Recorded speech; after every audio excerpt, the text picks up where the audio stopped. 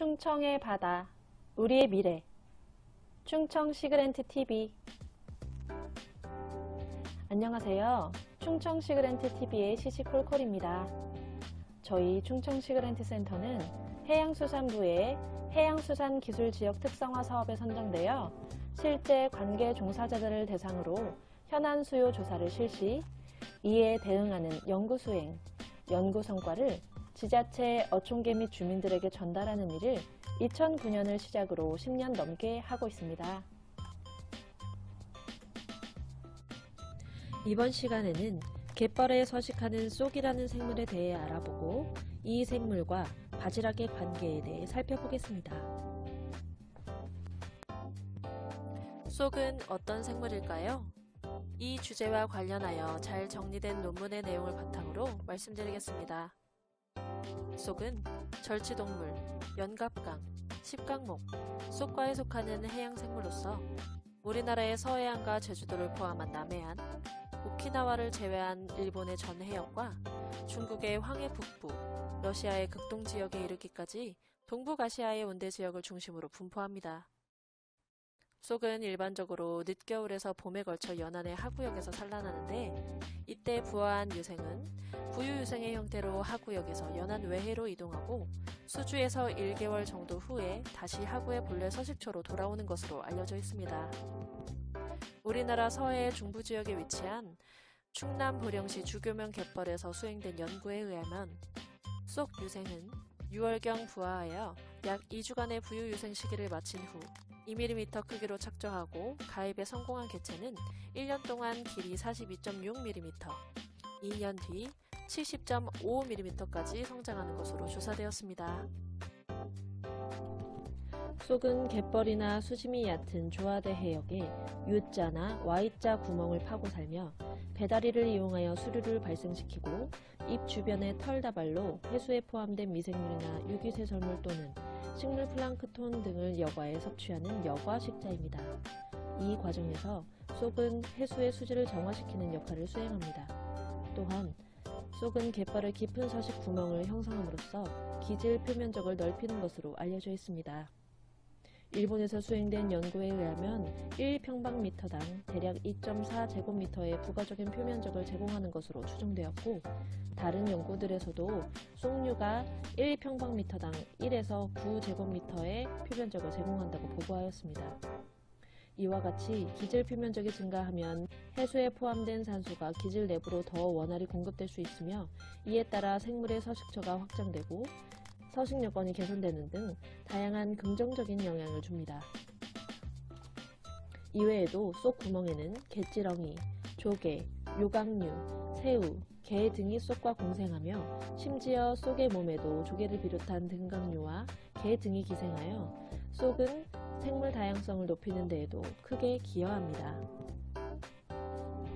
위에서 살펴본 바와 같이 수질 정화, 서식처 제공 및 환경 개선, 생물 다양성 증진과 같은 쏙의 역할은 생태계를 건강하고 풍성하게 만드는 긍정적인 영향력을 가지지만, 한편으로 이들의 서식 범위가 확대되고 밀도가 증가함으로써 다른 생물에게 부정적인 영향을 미치는 문제가 발생하고 있습니다. 예를 들어 과거에는 쏙의 분포가 주로 갯벌 상부의 일부 지역에 한정되었지만, 최근에는 그 분포 범위가 확대되어 바지락 양식장으로 이용되던 갯벌 중부 지역을 잠식하는 상황에까지 이르게 되었습니다.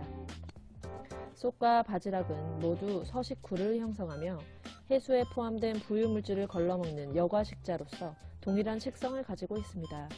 따라서 이 두 종은 서식 공간뿐만 아니라 먹이에 대한 경쟁 관계에 놓여 있는데, 운동 능력과 서식굴의 깊이 등 여러 가지로 쏙이 경쟁적으로 우월합니다. 쏙은 최대 2m에 이르는 서식구를 파고 생활하며 그 과정에서 발생하는 생물 교란과 이에 따른 기질의 불안정화는 이메페류의 생존과 성장에 부정적인 효과를 유발하는 것으로 여겨지고 있습니다. 미국 워싱턴주에서 수행된 연구에 의하면 쏙류의 밀도가 증가하면 기질의 안밀이 낮아져 굴이 펄 속으로 가라앉을 수 있으며, 쏙의 생물 교란에 의해 부유한 퇴적물이 착조 유생과 치폐를 뒤덮어 질식사를 유발하고 호흡 및 섭식 기관인 아가미와 선모관 등을 막아 섭식 활동을 저해하여 성장을 감소시키는 것으로 보고하였습니다. 결과적으로 쏙의 대량 발생과 분포 범위의 확대는 우리가 즐겨 먹는 바지락과 같은 수산물의 생산량 감소를 이야기할 수 있음을 알 수 있습니다. 그러면 최근에 쏙이 확산되고 있는 원인은 무엇일까요? 아직까지 쏙의 분포 범위가 확대되고 대량 발생하는 현상에 대한 명확한 원인은 밝혀지지 않았습니다. 다만 대규모 간척 사업에 의한 환경 변화, 하천 정비 사업으로 인한 육상 토사의 유입 양상 변화, 혹은 해류의 변화에 따른 퇴적 환경 변화, 입자의 세립화로 쏙이 살기 좋은 환경으로 바뀐 점 등이 그 원인으로 추정되고 있습니다. 미국의 경우 1900년도 초반에 굴 양식을 이행하는 과정에서 기존의 굴초가 파편화되면서 쏙류가 서식할 공간이 제공됨에 따라 쏙류의 분포가 확산된 것으로 추정된 바 있습니다. 이러한 내용들을 종합하여 유추하면 쏙의 확산은 개발 행위와 같은 인위적인 환경 변화와 관련된 것으로 추정해 볼 수 있습니다. 우리나라에서는 2010년을 전후하여 국내 최대 바지락 생산지인 인천광역시 옹진군 선재리 갯벌과 충청남도 보령시 주교 갯벌에서 쏙의 대량 발생으로 바지락 자원이 급감하면서 그 심각성이 인식되었습니다. 이후 국공립 및 지자체 연구기관을 중심으로 쏙을 구제하는 방법과 바지락 자원을 회복하기 위한 다양한 연구를 진행하였고 일부 성과를 내기도 하였지만 최근 남해안에서도 쏙의 확산으로 어민분들이 어려움을 겪고 있고 서해안의 주요 어장에서도 여전히 바지락 생산을 저해하는 주요 원인으로 지목되고 있는 점을 고려할 때 쏙으로 인한 양식업의 피해는 2020년 현재에도 여전히 진행 중임을 알 수 있습니다. 갯벌연구센터에서 2012년도에 조사한 결과에 따르면 경기, 인천, 충남, 전북 등 서해안 4개 시도에 소재한 총 338개 어촌계 중 135개 어촌계에서 쏙의 서식이 확인되었습니다.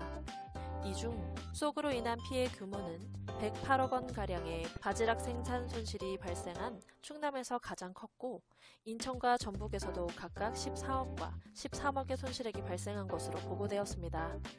게다가 2011년부터 2013년까지 3년간 쏙 제거 대책에 지원한 정부 예산이 무려 50여억 원을 상회했다는 사실은 쏙의 대량 발생에 따른 양식업의 피해와 이에 따른 경제적 손실이 결코 가볍게 생각할 만한 수준이 아님을 알 수 있습니다. 외국에서도 우리나라와 같이 쏙으로 인한 피해가 발생하고 있을까요? 미국 서부 연안의 워싱턴주와 오리건주 일부 하구 지역에서는 우리나라의 쏙과 같은 속에 속하는 쏙류와 쏙부치과의 쏙부치류가 서식하는데 생활 양식이 쏙과 거의 같아 유사한 문제를 일으키고 있습니다. 미국에서는 이들 종을 대상으로 장기 모니터링을 이행하고 있으며 이 과정에서 확보된 정보는 쏙류의 대량 발생으로부터 회류 양식장을 효율적으로 관리하는 데 활용될 뿐만 아니라 다른 한편으로는 이들이 생태계에서 담당하는 기능을 보존하기 위한 노력을 함께 진행하고 있습니다. 미국 워싱턴주의 윌라파베이와 인근 퓨저 사운드는 자국굴 생산량의 4분의 1을 담당하고 있고 연간 약 3,500만 달러의 굴을 생산하고 있습니다. 그러나 이 지역의 굴 양식업은 1960년대 이후 쏙류로 인해 심각한 타격을 받았습니다. 그 과정은 위에서 설명드린 것과 같이 굴 양식이 이루어지고 있는 지역의 쏙류의 유입 및 대량 발생, 서식굴 형성을 통한 집안 약화 및 생물 교반 활동을 통한 부유 물질 발생, 집안 약화에 따른 양식 굴 침하 및 부유 물질로 인한 굴의 호흡 및 섭식 활동 저해, 굴의 사망으로 이어지는 것입니다. 이러한 문제를 해결하기 위해 이곳의 굴 양식 어민들은 다양한 방법을 사용해 왔습니다. 예를 들어 굴이 침하되는 것을 방지하기 위해 갯벌에 지지대를 세우고 줄을 띄워 굴을 매달아 양식하는 방법도 동원되었지만 마치 연탄 구멍과 같이 조밀한 서식구를 만드는 쏙류의 활동으로 인해 지지대가 제 역할을 하지 못해 결국에는 소용없게 되었습니다.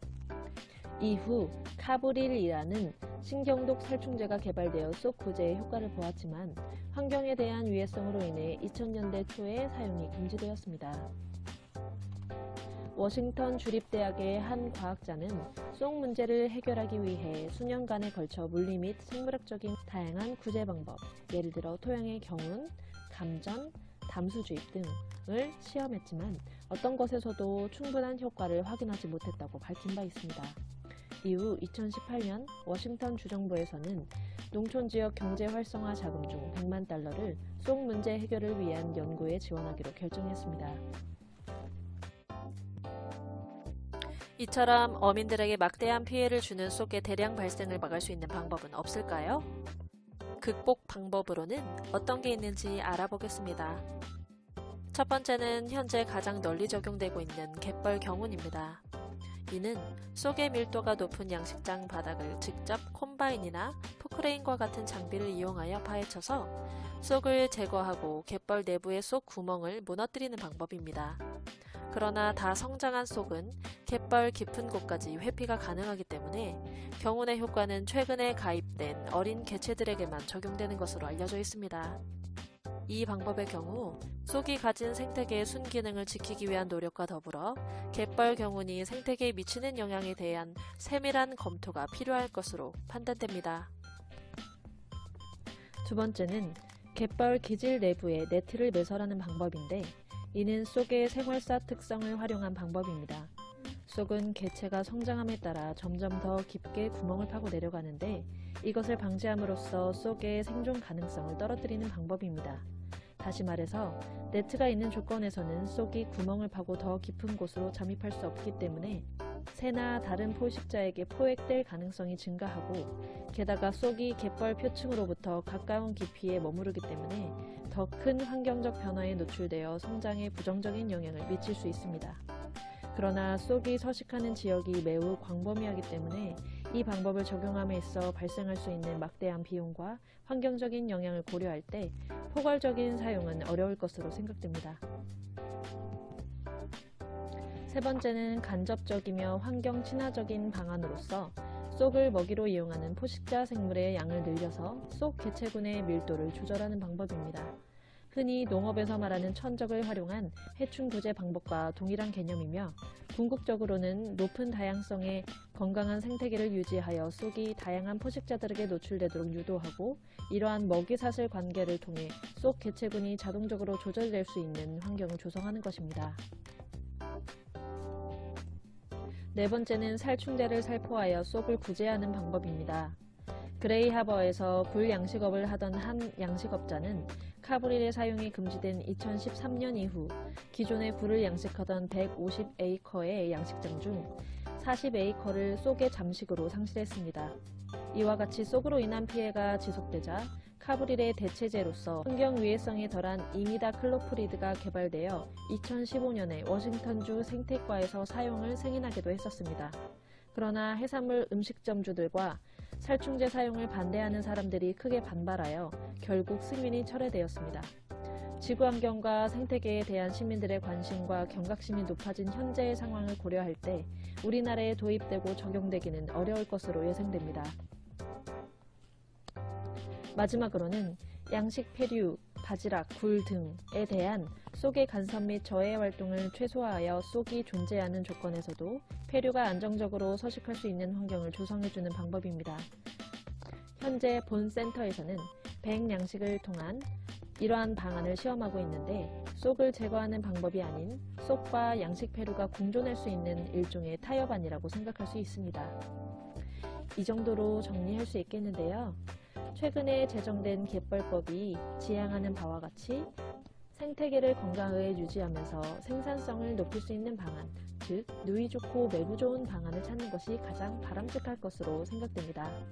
물론 쉽지 않은 일입니다만 생태계가 주는 다양한 혜택을 자자손손 계속 누리기 위해서는 우리 인간들 역시 생태계를 보존하려는 노력을 지속해야 할 것입니다.